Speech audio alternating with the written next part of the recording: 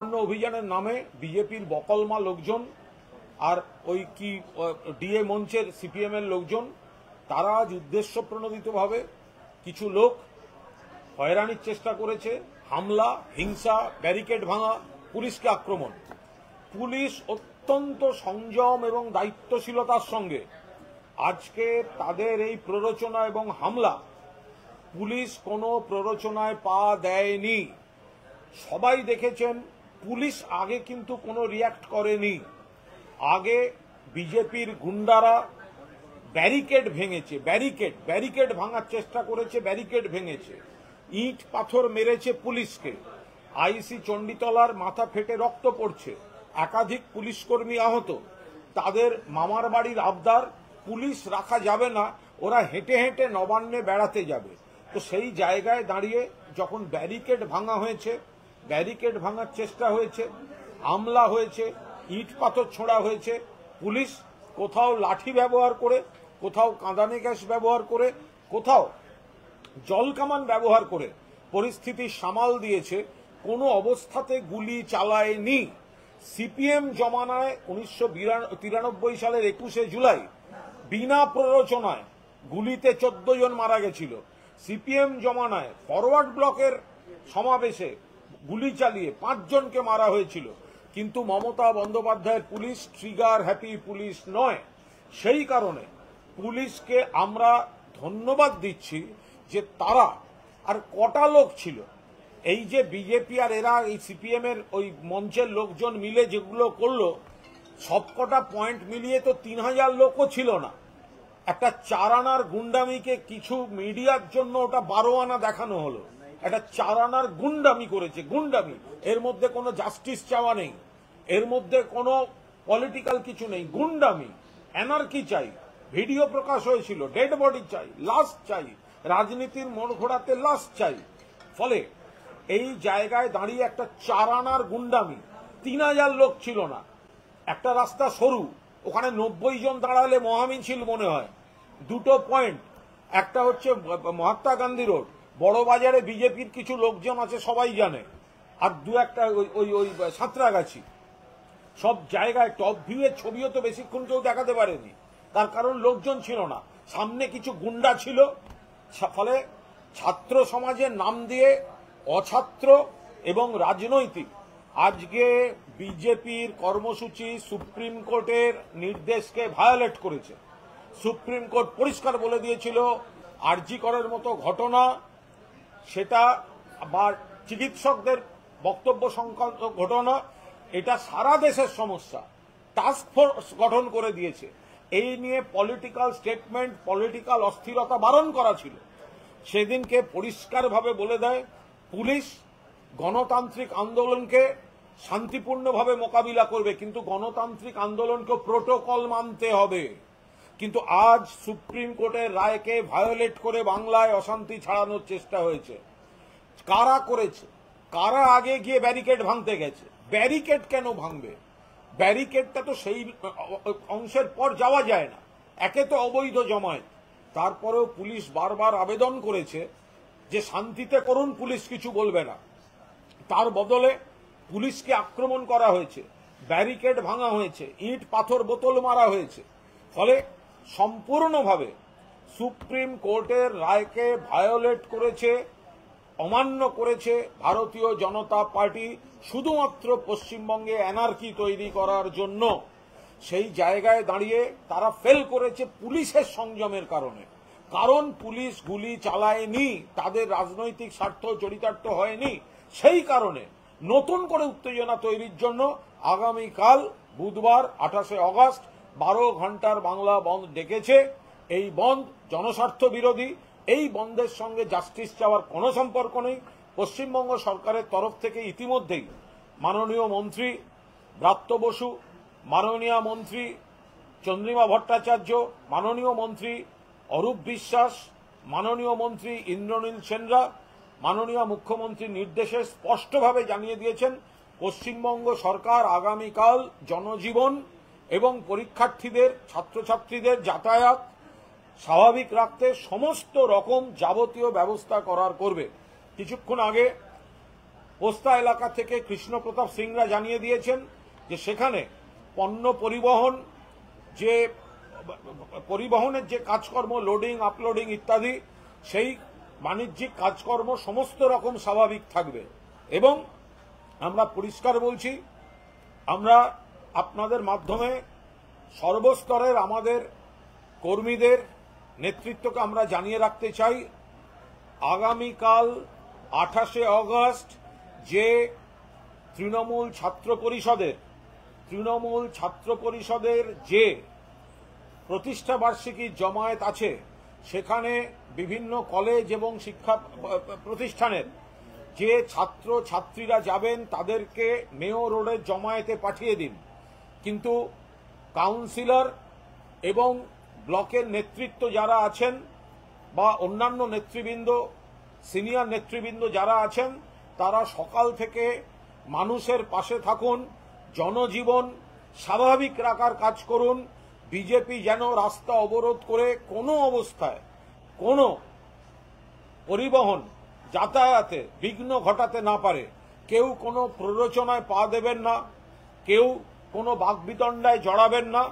কিন্তু সমস্ত রকম দোকান, বাজার, স্কুল, কলেজ, সমস্ত রকম জনজীবন স্বাভাবিক রাখতে গেলে পরিবহন থেকে শুরু করে যা যা রাখতে হয়, আপনাদের নিজস্ব এলাকায় স্থানীয় পুরপিতারা বা ওয়ার্ডের বা ব্লকের নেতৃবৃন্দ, আপনারা সেগুলি দয়া করে নজর রাখুন। এবং তৃণমূল কর্মীরা রাস্তায় থাকুন, সতর্ক থাকুন, মানুষকে সহযোগিতা করুন, সংঘাতে জড়াবেন না, বিজেপির পাতা ফাঁদে পা দেবেন না। কিন্তু বাংলাকে পুরো দস্তুর সক্রিয় সচল রাখতে কাল সর্বভারতীয় তৃণমূল কংগ্রেসের কর্মীরা তারা দায়িত্বশীল নাগরিক হিসাবে জনজীবন সচল রাখতে তাদের ভূমিকা পালন করবেন। শুভেন্দু অধিকারী বলছেন যে আন্দোলনের মধ্য দিয়ে মুখ্যমন্ত্রীকে তারা পদত্যাগ করাতে বাধ্য করে। এটা আন্দোলন, যেটা আজকে হয়েছে আন্দোলন, সবকটা টিভিতে দেখা গেছে আন্দোলন, ব্যারিকেড রয়েছে। তারা তো একটা মঞ্চও করেননি, একটা সভা করতে পারতেন। আন্দোলন করলে তো বক্তৃতা করেন, সভা কই? কিছু লোককে লেলিয়ে দেওয়া হলো। কোথায়? নবান্নে যাও। এটা কি মামার বাড়ির আবদার নাকি? নবান্নে যাও, সভা থাকবে, মঞ্চ হবে, নেতারা বক্তৃতা করবেন। যদি মনে করেন সরকার বা আমাদের সমালোচনা করবেন, এটাই তো গণতন্ত্র। তার বদলে যে জায়গাটার পর যাওয়া যায় না, ব্যারিকেড কেন? পুলিশ কেন বাধা দেবে?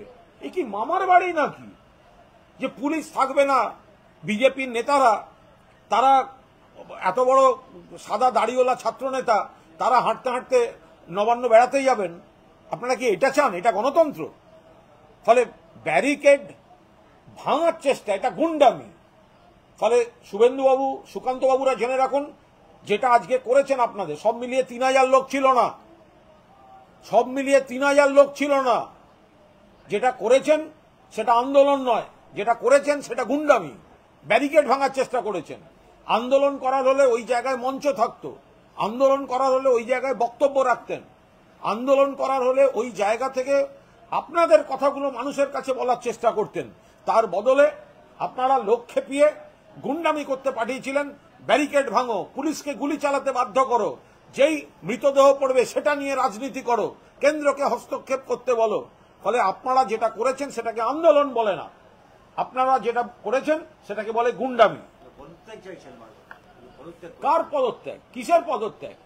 উন্নাও, হাতরাস, প্রয়াগরাজ, বিলকিস, মধ্যপ্রদেশ, মণিপুর, সাক্ষী মালিক, মহারাষ্ট্র, ওড়িশা, বিহার, উত্তরাখণ্ড, একের পর এক ধর্ষণ, খুন। দেশে দিনে 90টা, লজ্জা লাগে, দেশে দিনে গড়ে 90টা মহিলাদের উপর অত্যাচার হচ্ছে। সামাজিক ব্যাধি, ক্রাইম। পশ্চিমবঙ্গ যে ঘটনা ঘটেছে আমরা কেউ জাস্টিফাই করছি না, কিন্তু এটা সমাজের লজ্জা। তার সঙ্গে রাজনীতি করবেন না। আপনাদের কোন মুখ্যমন্ত্রী কবে পদত্যাগ করেছেন? বাংলায় অতীতে যখন হয়েছে কোন মুখ্যমন্ত্রী কবে পদত্যাগ করেছেন? তাহলে কোথা থেকে আসছে? যখন সোনার মেয়ে সাক্ষী মালিকরা, বিজেপির ব্রিজভূষণ এমপি, তাদের শ্লীলতাহানি করেছে, অ্যাকশন নিতে হবে বলে রাস্তায় বসেছিল, পুলিশ পাঠিয়ে তাদের মারধর করেছেন, কিন্তু শেষ দিন অবধি তাকে নিয়ে লোকসভায় বসেছিলেন আপনাদের প্রধানমন্ত্রী আর স্বরাষ্ট্রমন্ত্রী। আজকে এসছেন এখানে পদত্যাগ চাইতে। জাস্টিস আমরাও চাই। একমাত্র গ্রেফতার আরজিকর কেসে কলকাতা পুলিশ করেছে, বিজেপি সিবিআই করেনি। একমাত্র গ্রেফতার কলকাতা পুলিশ করেছে, মমতা ব্যানার্জির পুলিশ করেছে, সিবিআই করেনি। জাস্টিস চাওয়ার হলে সিবিআই যান, সিজিওতে যান, মামলা করার হলে সুপ্রিম কোর্টে যান।